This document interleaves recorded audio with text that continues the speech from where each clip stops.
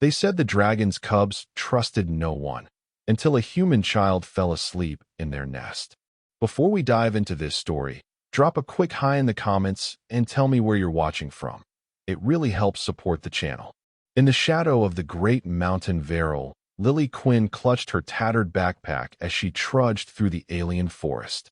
The soles of her boots were worn thin, and the small supply of emergency rations in her pack would last another day at most. She was the only survivor of the diplomatic shuttle crash, lost on a planet that humans were just beginning to explore. The diplomatic mission to Dracovar had been her parents' dream assignment.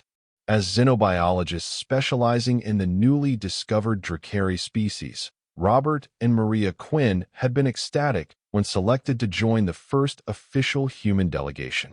Their 8-year-old daughter Lily had been brought along for what was supposed to be a historic family experience. No one could have predicted the catastrophic shuttle malfunction that sent them plummeting into the uncharted wilderness of the Drakari homeworld. 3 days had passed since Lily had crawled from the wreckage, her parents and the other diplomats dead around her. The emergency beacon was damaged beyond repair, and the nearest human outpost was hundreds of kilometers away. Survival seemed impossible for a child alone on a dangerous alien world, but Lily possessed a stubborn resilience that defied her young age. The dense purple foliage of the Drakari forest canopy filtered the sunlight, casting an eerie violet glow across the forest floor. Strange insects with luminescent wings buzzed around Lily's head as she pushed forward. Her parents had taught her the basics of xenobiology and survival from a young age, but their lessons had never prepared her for this. Stay calm, observe your surroundings, find water, Lily whispered to herself, reciting her father's survival mantra. Her voice sounded small in the vastness of the alien wilderness.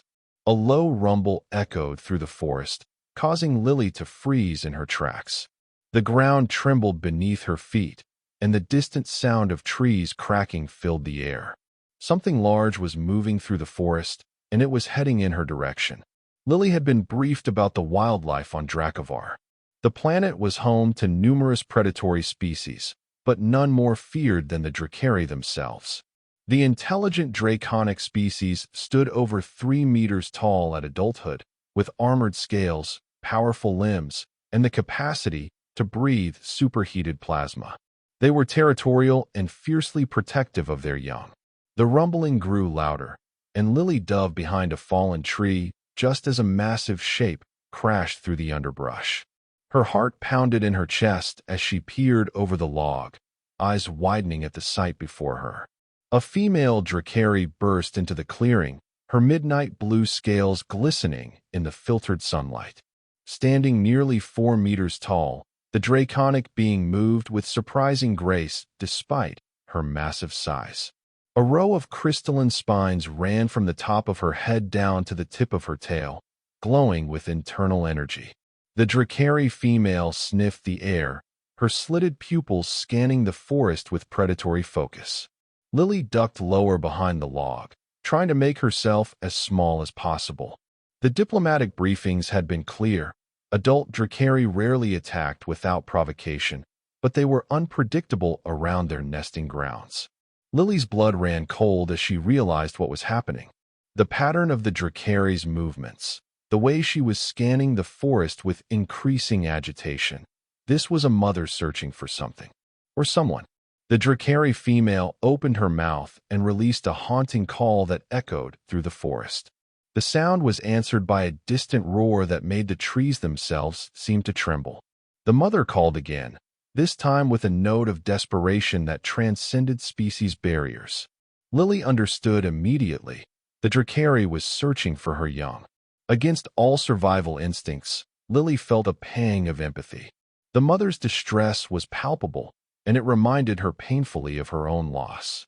Before she could reconsider, a small rustling sound came from her right, causing her to turn sharply.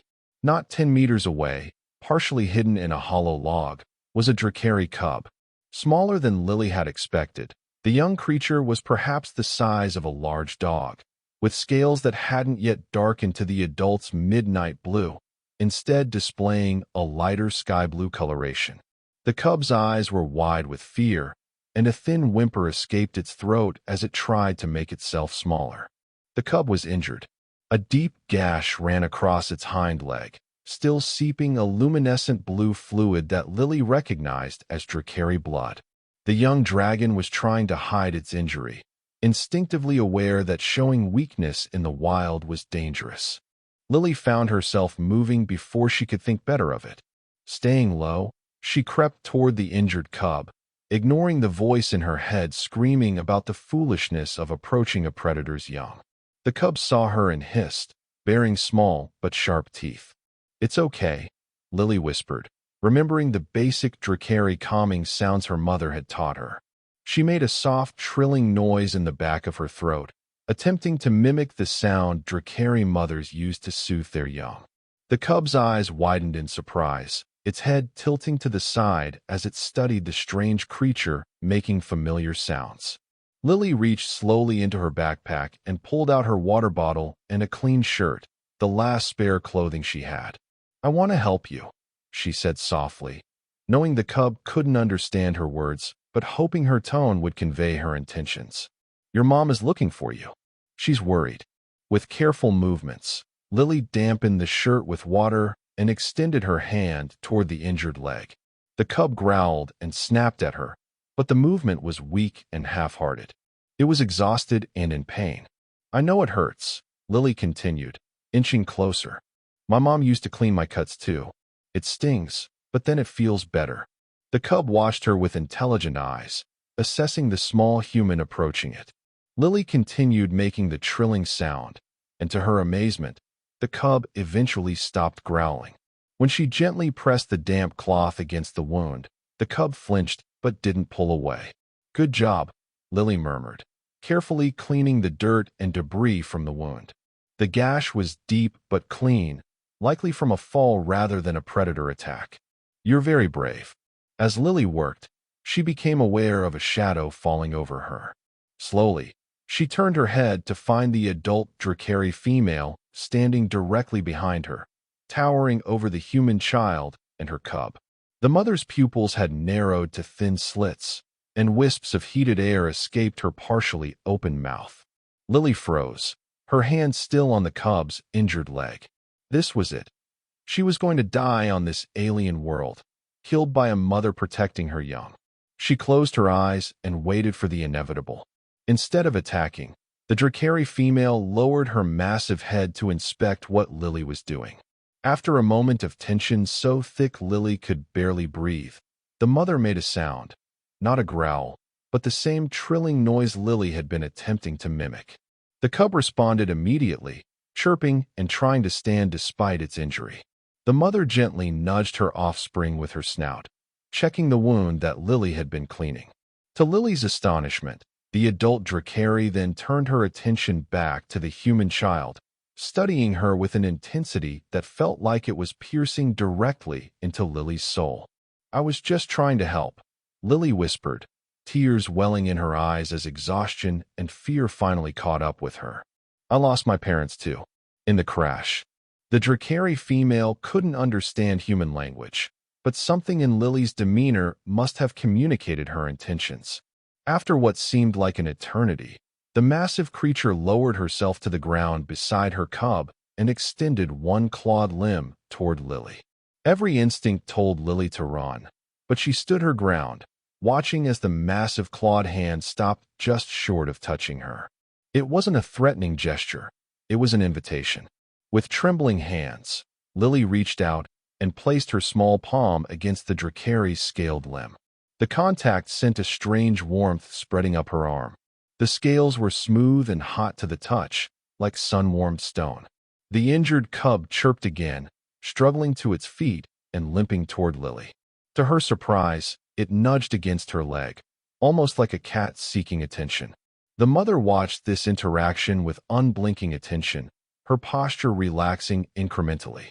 Night was falling rapidly in the Drakari forest, and Lily knew she had no shelter, no fire, and no way to protect herself in the darkness. The temperature would drop significantly, and the nocturnal predators would emerge. Her survival chances were diminishing by the minute. As if sensing her distress, the Drakari female made a decision. With a gentle motion that belied her enormous strength, she scooped up her injured cub in one clawed hand. Then, to Lily's complete shock, the mother extended her other hand toward the human child in clear invitation. Lily hesitated only briefly before climbing onto the offered palm.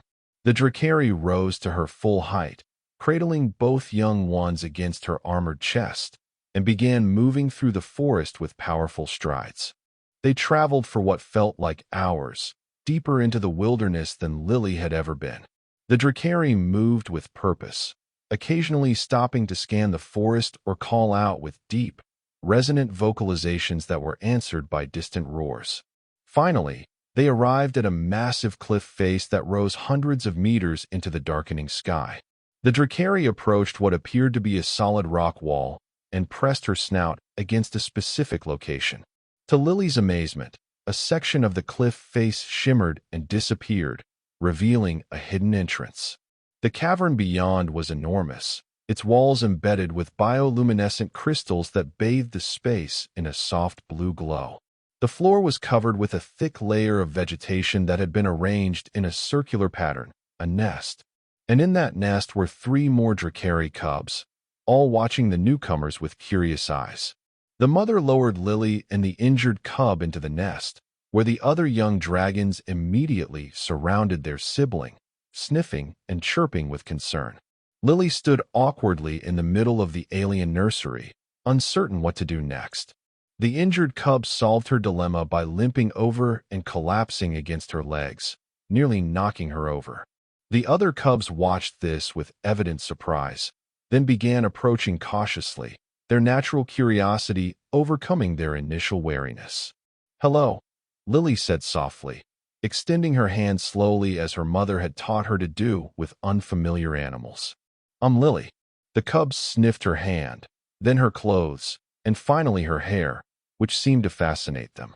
One of them, slightly larger than the others with silvery blue scales, gently tugged at her backpack. "You want to see what's inside?" Lily asked, carefully removing the pack. She opened it and showed them her meager possessions: the emergency rations, a small first aid kit, a flashlight, and a photo of her family. The cubs were particularly interested in the photo, chirping to each other as they stared at the image of Lily with her parents. The injured cub made a soft sound and pressed its head against Lily's arm in what she could only interpret as sympathy. The mother Drakari watched this interaction from the entrance of the cavern, her posture alert but no longer threatening. After ensuring that all was well with her brood and their unusual guest, she settled herself at the entrance, clearly standing guard. Exhaustion washed over Lily in waves. She hadn't slept properly since the crash, surviving on adrenaline and fear. Now, surrounded by the warmth of the Drakari nest and the curious but gentle cubs, her body demanded rest. "I'm just going to close my eyes for a minute," she murmured, curling up on the soft vegetation. The injured cub immediately crawled closer, its body radiating heat like a living furnace. The other cubs followed suit, arranging themselves around the human child in a protective circle. As Lily drifted toward sleep, one thought crystallized in her mind. The diplomatic mission had sought to establish communication between humans and Drakari, and here she was, a child lost in the wilderness, achieving what teams of adult diplomats had struggled to accomplish. The irony would have made her laugh if she weren't so tired. Instead, surrounded by creatures that should have been predators but were now protectors, Lily Quinn fell into the deepest sleep she had experienced since losing her parents. She awoke to the sound of chirping and movement. The Drakari cubs were active, playing and wrestling with each other in the morning light that filtered through an opening in the ceiling of the cavern. The injured cub was still beside her, its wound looking better than it had the previous day. Drakari possessed remarkable healing abilities, something her parents had documented extensively. "Good morning," Lily said, sitting up and stretching. The cubs immediately noticed she was awake and bounded over, chirping excitedly. The mother was nowhere to be seen, but Lily could hear movement outside the cavern. Her stomach growled loudly, reminding her that she had barely eaten in days. The cubs tilted their heads at the sound, and the largest one darted to the side of the nest, returning with something clutched in its mouth. It dropped a piece of meat at Lily's feet, looking expectant. The meat was raw and unfamiliar, clearly from some native Drakari creature. Lily's stomach turned at the thought of eating it raw, but she didn't want to offend her hosts. "Thank you, but I can't eat this raw," she explained, pantomiming her distress. The cubs watched her with confusion. Then the injured one nudged the meat closer, insisting. Before Lily could figure out a solution, the mother Drakari returned. She entered the cavern carrying several large creatures that resembled deer with 6 legs and spiral horns. The cubs immediately abandoned their interest in Lily's breakfast problem and bounded over to their mother, eager for their own meal. The mother dropped her hunt and watched as the cubs tore into the fresh meat. Then, to Lily's surprise, the massive dragon approached her and extended a closed fist. When she opened it, there were several types of fruits and what appeared to be nuts in her palm. "You understand I can't eat raw meat," Lily whispered, awed by the Drakari's comprehension. She took the offered vegetation with gratitude. "Thank you." The fruits were strange in appearance, but delicious, tasting like a combination of mango and strawberry. The nuts were rich and filling. As Lily ate, she watched the family interact, noticing behaviors her parents would have been fascinated to document. The cubs ate communally, with the smallest one being gently nudged forward by the others to ensure it got its share. The mother watched over them attentively, occasionally vocalizing in what seemed like instruction or encouragement. They were far more social and nurturing than the diplomatic briefings had suggested. After the meal, the mother surprised Lily again by carefully examining the injured cub's wound. The massive dragon then turned to Lily and gestured toward the first aid kit that was visible in her open backpack. Understanding dawned on Lily. "You want me to help again?" she asked, reaching for the kit. The mother nudged the injured cub toward her in response.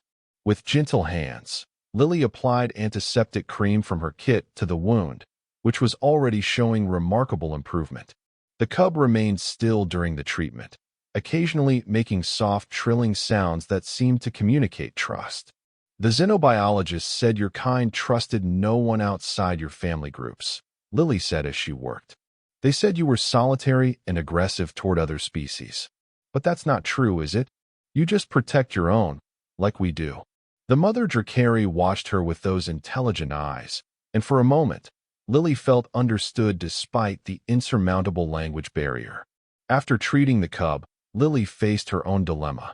As grateful as she was for the rescue and shelter, she needed to find her way back to human settlement. The emergency teams would be searching for survivors of the crash, but in the dense Drakari wilderness, they might never find her. "I need to go," she said to the mother dragon, trying to communicate with gestures. "My people will be looking for me." The Drakari tilted her head, studying the human child. Then, with deliberate movements, she approached the wall of the cavern and pressed her claws against a series of crystals embedded in the rock. A section of the wall shimmered and transformed into what Lily could only describe as a viewing screen. The image showed a section of the forest where smoke still rose from the wreckage of the diplomatic shuttle. Human search teams in environmental suits were combing the area, their voices faint but audible through the strange viewing technology. "You can see them," Lily exclaimed, jumping to her feet. "You know they're looking for me." The cubs gathered around, chirping as they watched the images. The injured cub pressed against Lily's leg, making a sad sound that needed no translation. "I have to go back," Lily explained, kneeling to stroke the cub's head. "But I'll tell everyone how amazing you are, how you saved me when you could have hurt me." The mother Drakari made a rumbling sound deep in her chest, then gestured toward the cavern entrance. The message was clear. She would take Lily back. The cubs immediately protested, the injured one wrapping itself around Lily's legs while the others blocked the path to the entrance, chirping insistently. "I'll miss you too," Lily said, tears welling in her eyes. "But I don't belong here." The largest cub suddenly darted to the nest and returned with something clutched in its mouth, the photo of Lily and her parents that had fallen from her backpack. It placed the photo gently at her feet, then looked up at her with an expression that somehow conveyed understanding despite the alien features. Lily picked up the photo, her hands trembling. Yes, they're gone. But my people are still looking for me. I have to go back. The mother Drakari approached and lowered her massive head until her eye was level with Lily's. There was something in that gaze, an intelligence and wisdom that transcended species barriers. After a long moment, the dragon raised her head and made a series of vocalizations to the cubs. Reluctantly, the young dragons moved aside, though the injured cub remained pressed against Lily's side until the very last moment. I promise I'll never forget you, Lily whispered, giving the cub one final pat before climbing into the mother's outstretched hand. As they left the cavern, Lily looked back to see all 4 cubs watching from the entrance, their expressions somber. The injured one raised a paw in what almost seemed like a wave, and Lily found herself waving back through her tears. The journey through the forest was much faster than Lily expected. The Drakari moved with purpose, occasionally stopping to listen or scent the air. They were getting close to the crash site when the dragon suddenly froze, a low growl rumbling in her chest. Up ahead, through the trees, Lily could see the human search team. But the Drakari was hesitating, her body tense with ancient instincts warning against revealing herself to the heavily armed humans. It's okay, Lily said, patting the scaled hand that held her. They won't hurt you. I won't let them. The dragon's eyes shifted to her, filled with doubt. Trust me, Lily whispered. Like I trusted you. After a moment of consideration, the Drakari lowered Lily to the ground at the edge of the clearing. She made a soft trilling sound, the same one she used with her cubs, and then backed away into the shadows of the forest. Lily took a deep breath and stepped into the clearing. Hello, she called out. I'm here. I'm alive. The search team spun around, weapons raised, then immediately lowered them upon seeing the small human child. We've found a survivor, one of them shouted into a communicator. It's the Quinn child. As the humans rushed toward her, Lily turned back toward the forest. For just a moment, she caught a glimpse of midnight blue scales and glowing eyes watching from the shadows. Thank you, she whispered. The Drakari inclined her head in acknowledgement, then disappeared into the forest, returning to her waiting cubs, the dragon's cubs who trusted no one, until a human child fell asleep in their nest. As the search team surrounded Lily, she kept looking back at the forest edge where the Drakari mother had disappeared. The team leader, a tall woman with cropped gray hair and a weathered face, knelt before the child. Lily Quinn, I'm Commander Chun of the Emergency Response Unit. We've been searching for survivors for days. Are you hurt? She asked, already scanning the girl for injuries. I'm okay, Lily replied, her voice hoarse. But my parents didn't make it. Commander Chen's face softened with sympathy. We know.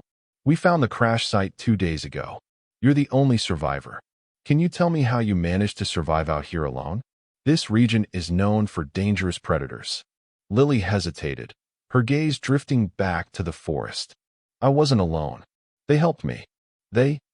Commander Chen asked, suddenly alert. She signaled to her team who immediately raised their weapons, scanning the surrounding forest. Who helped you, Lily? The Drakari, Lily said simply. A mother and her cubs. The search team exchanged skeptical glances. Commander Chen frowned, clearly believing the child was suffering from trauma or dehydration. Lily, the Drakari are extremely territorial predators. They don't help humans. In fact, all our diplomatic efforts have been met with aggressive displays. The commander explained gently. You must have been hallucinating from the stress. I wasn't, Lily insisted, her small hands balling into fists. They saved me. The mother Drakari carried me to their nest when her cub was hurt. I helped it, and they protected me. A young man with a medical kit approached. Commander, she's likely suffering from post-traumatic stress and dehydration. Children often create comforting narratives after trauma. Lily felt frustration burning inside her. I'm not making it up. I can prove it. She reached into her pocket and pulled out a small, glittering object, a scale that had fallen from the injured cub while she was treating it. The scales shimmered with an iridescent blue that seemed to capture and amplify the light. The search team fell silent, staring at the unmistakable Drakari scale in the child's palm. "That's impossible," whispered one of the scientists. "Juvenile Drakari scales are never found outside their territories. Their parents guard them too carefully." Commander Chen studied Lily with new intensity. "Tell me everything," she said. During the flight back to Haven, the human settlement on the edge of Drakari territory, Lily recounted her experience in detail. The team recorded every word, occasionally interrupting with questions that revealed just how little humans actually knew about Drakari behavior and social structures. "You're saying they have advanced technology hidden in their nesting grounds?" asked Dr. Patel, the xenobiologist assigned to debrief Lily. "And they were monitoring our search teams?" Lily nodded. "They showed me on a screen in the wall. It was like watching a video, but inside the rock." "And the cubs, they protected you? Shared food with you?" Dr. Patel continued, his voice betraying his excitement despite his professional demeanor. "They gave me fruit when they saw I couldn't eat raw meat," Lily confirmed. "And they slept around me, keeping me warm." The shuttle landed at Haven's Central Complex, where a small crowd had gathered to witness the arrival of the miracle survivor. As Lily descended the ramp, a hush fell over the assembled colonists. Many had known Robert and Maria Quinn, respected scientists whose loss was deeply felt throughout the community. An older man with kind eyes stepped forward from the crowd. "Lily," he said gently, "I'm Administrator Reeves. I worked with your parents. We're all very relieved to have you back safely." Lily nodded silently, suddenly feeling the weight of her parents' absence more acutely in this place where they had been known and loved. "You'll be staying with me and my wife for now," the administrator continued. "We've prepared a room for you while we contact your relatives on Earth." "What about what I told the search team?" Lily asked. "About the Drakari? Will you tell the other scientists?" Administrator Reeves exchanged a look with Commander Chen before responding. "Lily, what you experienced is remarkable, if true. But we need to verify your account before making any official statements that could affect our diplomatic stance." "You don't believe me either," Lily said flatly. "It's not that," Commander Chen interjected. "But the Drakari have shown nothing but hostility toward our diplomatic overtures. Your experience contradicts everything we know about them. Because you've been doing it wrong," Lily exclaimed, her voice rising. "You go to them with weapons and big teams. They're protecting their families. Wouldn't you do the same?" Her outburst silenced the adults, who looked at each other uncertainly. "Perhaps the child has a point," Dr. Patel said quietly. "Our approach has been based on incomplete data." Administrator Reeves sighed. "We'll discuss this further after Lily has had time to rest and recover. Dr. Sanderson wants to examine her and make sure she's healthy." The following days passed in a blur of medical examinations, psychological evaluations, and endless questions from the scientific team. They analyzed the Drakari scale Lily had brought back, confirming it came from a juvenile approximately 2 years old, precisely as she had described the injured cub. Yet despite this evidence, most of the colony's leadership remained skeptical of Lily's account. They attributed her survival to luck and the resourcefulness her scientist parents had instilled in her. The idea that the notoriously dangerous Drakari would protect a human child seemed too fantastical to accept. A week after her rescue, Lily sat alone in the garden of Administrator Reeves' home, watching the strange purple-leaved plants that had been cultivated from native Dracovar flora. She missed the Drakari cubs with an intensity that surprised her. In the short time she had spent with them, they had become her friends, perhaps the only real friends she had on this alien world. "May I join you?" asked a voice. Lily looked up to see Dr. Patel standing at the garden entrance. She nodded, and the xenobiologist sat beside her on the bench. "I believed you from the beginning," he said after a moment of silence. "About the Drakari." "You did?" Lily asked, surprised. "Yes. Your descriptions of their behaviors, the food sharing, the communal sleeping, the technology, they align with some theories I've had for years but couldn't prove." He hesitated, then added, "I've been studying the Drakari for a decade, but I've never gotten as close to understanding them as you did in 3 days." That's because you try to study them without knowing them, Lily said simply. Dr. Patel smiled. A wise observation, which is why I've come to ask for your help. My help? The Council has approved a new diplomatic mission, he explained. A small team, unarmed, seeking peaceful contact with the Drakari. Based on your experience, we believe a different approach might succeed where our previous attempts have failed. Lily felt a surge of excitement. You want to find the mother who helped me? If possible, yes. She's clearly more open to human contact than others of her species. But we need your guidance on how to approach without triggering their defensive instincts. Before Lily could respond, an alarm blared throughout the settlement. Red warning lights flashed on the perimeter walls, and colonists began hurrying toward shelter areas. Perimeter breach, announced a voice over the colony's speaker system. All civilians proceed to designated shelters. Security teams to the main gate. Dr. Patel stood, his face pale. That's the highest level alert. Something must have penetrated our outer defenses. He took Lily's hand, intending to lead her to safety, but she pulled away. Wait, what if it's them? The Drakari. All the more reason to get to shelter, Dr. Patel insisted. Even if it's the same one that helped you, the defense teams won't know that. Lily broke free from his grasp and ran toward the commotion at the main gate.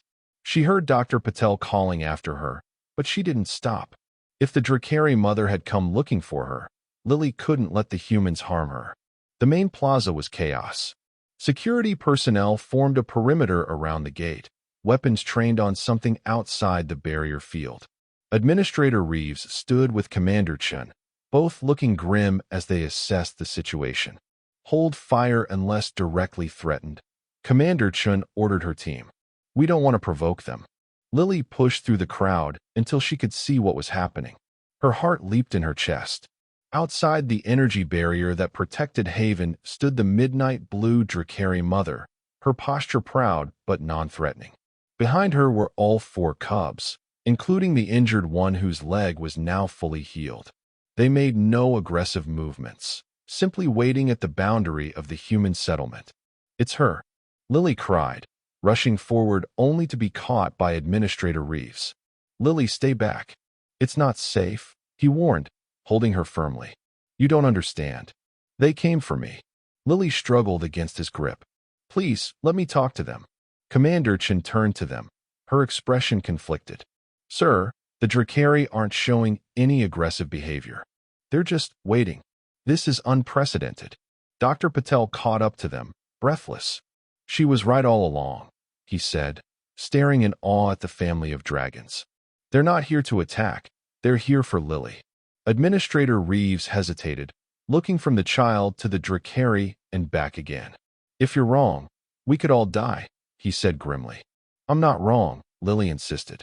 Please, trust me. After a moment of tense consideration, he released her. Commander, lower the barrier field, but keep your teams ready. Dr. Patel, stay with Lily. The energy barrier shimmered and disappeared. Lily stepped forward with Dr. Patel close behind her, heart pounding as she approached the Drakari family. The cubs saw her first. The formerly injured one let out a chirp of excitement and bounded forward, stopping just short of Lily. Its scales had darkened slightly since she'd last seen it, but its eyes held the same intelligence and curiosity. Hello again, Lily said softly, extending her hand. The cub pressed its head against her palm, making the trilling sound she remembered. The other cubs approached more cautiously, sniffing the air around Dr. Patel with evident suspicion. The mother Drakari remained where she was, watching the interaction carefully. Then, with deliberate movements, she lowered her massive body to the ground in what Lily recognized as a non-threatening posture. She's showing she's not here to fight, Lily explained to the stunned humans watching from the gate. This is how they greet friends. Dr. Patel took a small recording device from his pocket, documenting everything. Ask her why they came, he whispered to Lily. I think I know, Lily replied, approaching the mother Drakari with confident steps. The massive dragon lowered her head until her eyes were level with Lily's. From a pouch-like fold in her scales, the Drakari mother produced a small object and placed it gently on the ground before Lily. It was the photo of Lily with her parents, the one she had left behind in the Drakari nest. Tears filled Lily's eyes as she picked up the photograph. "You came to return this to me?" The Drakari made a rumbling sound deep in her chest that somehow conveyed affirmation. Then she did something even more surprising. She extended one clawed hand and gestured toward Haven, then back to the forest, making a series of vocalizations that seemed questioning in tone. "I think," Dr. Patel said slowly, his voice filled with wonder, "she's inviting us to visit their territory." Officially, the cubs chirped in what sounded like agreement, the injured one pressing against Lily's legs with obvious affection. "This changes everything," Commander Chin said, having approached cautiously to witness the exchange. "If they're willing to open diplomatic relations, it's because of Lily," Dr. Patel observed. "They trust her, and by extension, they're willing to trust us. This is an evolutionary leap in interspecies relations." The mother Drakari rose to her full height, towering over the humans. She made a series of complex vocalizations, then turned as if to leave, calling her cubs to her side. The formerly injured cub hesitated, looking up at Lily with what could only be described as reluctance to part. Then, to everyone's astonishment, it turned to its mother and made an insistent chirping sound. The mother stopped, considering her young with that penetrating gaze. After what seemed like a silent communication between them, she turned back to Lily and lowered her head once more. From around her neck, she removed a pendant that hung on a chain of intricately woven metallic fibers. The pendant itself was a crystal similar to those that had illuminated the nest cavern, glowing with an inner blue light. With surprising gentleness, the Drakari mother placed the pendant around Lily's neck. The crystal warmed against her skin, pulsing slightly as if alive. "What does this mean?" Lily asked, touching the crystal with reverent fingers. The mother Drakari placed one massive clawed hand against her chest, then reached out to touch Lily's shoulder briefly before withdrawing. "I believe," Dr. Patel said softly, "she's marking you as part of her family. This is unprecedented in xenobiology. It's a formal adoption." The cubs chirped happily, circling around Lily and Dr. Patel in an almost playful manner. The formerly injured cub remained closest to Lily, occasionally touching the crystal pendant with its snout, causing the glow to intensify. "Ask her if we can arrange a formal diplomatic meeting," Commander Chin said urgently. "This opportunity is too important to miss." Lily thought for a moment, then removed her own treasured possession, a small bracelet her mother had given her before the crash. She held it up for the Drakari to see, then placed it carefully on the ground between them. "My family," she said clearly, pointing to the bracelet, then to the Drakari pendant around her neck. "Your family. Together?" The mother Drakari studied the bracelet, then delicately picked it up with claws that could have crushed steel. She examined it closely before securing it around one of her smallest digits. Then she nodded once, definitively, and made a rumbling sound that seemed to reverberate through the ground itself. "I think that's a yes," Lily said, smiling through her tears. 3 months later, Lily stood beside Administrator Reeves as the first official joint Human-Drakari Council convened in a newly constructed meeting hall at the edge of Haven. The building had been designed with input from both species, large enough to accommodate adult Drakari, but with furnishings comfortable for humans as well.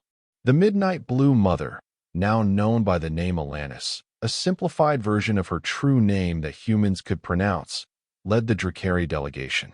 Since that first meeting at Haven's gates, 6 other Drakari family groups had joined the diplomatic initiative, bringing their own cubs to interact with the human children of the colony. If someone had told me a year ago that we'd be sitting in council with the Drakari, I'd have called them delusional. Administrator Reeves murmured to Lily as they waited for the session to begin. "Adults make things too complicated," Lily replied, fingering the crystal pendant that never left her neck. "Sometimes you just need to trust."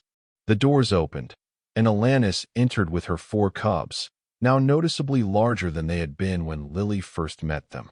The formerly injured cub, whom Lily had named Azura, broke protocol by bounding directly to her side, trilling happily. Dr. Patel, now the head of the newly established Drakari Cultural Exchange Program, smiled at the reunion. They said the dragon's cubs trusted no one, he remarked, until a human child fell asleep in their nest. And now look, we've learned more about Drakari culture in 3 months than in 15 years of formal study. The revelation that Drakari were not the solitary, aggressive creatures humans had believed them to be had revolutionized interspecies relations on Dracovar. Through Lily's unique connection with Alanis's family, humans had discovered that Drakari society was complex, technologically advanced, and deeply communal. Their apparent hostility toward human diplomatic missions had been, as Lily suggested, merely protective behavior toward their young ones. The heavily armed and armored approach of previous human delegations had triggered defensive responses that were misinterpreted as inherent aggression. The Council is ready to begin, announced Commander Chun, now serving as security liaison between the species. Today's agenda includes discussion of the joint scientific expedition to the Northern Territories and the proposed educational exchange program. As the formal proceedings began, Lily sat with Azura curled beside her seat. The cub had grown large enough that its head now reached Lily's shoulder when standing, but it still maintained the playful demeanor of youth. Alanis caught Lily's eye from across the chamber and touched the human bracelet that remained fastened around her claw. Lily smiled and touched her own pendant in response, their private acknowledgement of the unique bond they shared. Later that evening, as the two delegations shared a meal in the communal dining area, Dr. Patel approached Lily with a data tablet. "I wanted to show you something," he said, displaying a chart of interspecies communication attempts across known space. "Do you know where our relationship with the Drakari now ranks?" Lily shook her head. "Top 3 in the entire Galactic Confederation," he said proudly. "Only the Centauri Human and Arcturus Centauri alliances have achieved deeper cultural integration, and neither of those happened this quickly." "What changed?" Lily asked, though she already knew the answer. "Perspective," Dr. Patel replied simply. "You showed us that sometimes the most effective diplomat is the one who approaches without preconceptions. You saw them as they truly were, not as our fears painted them." Across the room, Alanis was demonstrating a Drakari tradition to fascinated human scientists, a complex sequence of movements that conveyed familial history through what humans might call dance. The cubs, including Azura, were attempting to teach the movements to the human children who had joined the gathering. "I'm going to live with them part of the time," Lily announced suddenly. "Alanis and I discussed it yesterday. I'll stay in Haven for my education, but spend time in the Drakari territories learning their ways too." Dr. Patel raised his eyebrows. "That's unprecedented. Are you sure you want this?" Lily touched her pendant, which glowed warmly in response. "I belong to both worlds now. And besides," she added with a smile, "someone needs to make sure you adults don't complicate things again." As if hearing its name, Azura looked up from the group of playing children and caught Lily's eye. The young dragon chirped once, then returned to the game it was teaching the human children, a game that involved synchronized movements and shared touch, building trust with each repetition. Lily watched as human and Drakari children played together without fear or suspicion, and thought of how her parents would have marveled at this sight. The diplomatic mission they had died for had ultimately succeeded, though not in the way anyone could have predicted.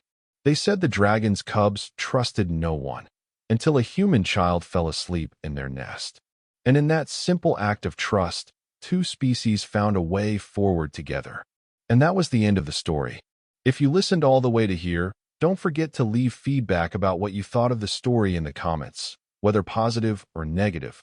Your feedback helps us improve. Also leave your like and subscribe to the channel for more stories like this one. And I'll leave here on the screen another video that I'm sure you'll like. Big hug, and see you in the next story.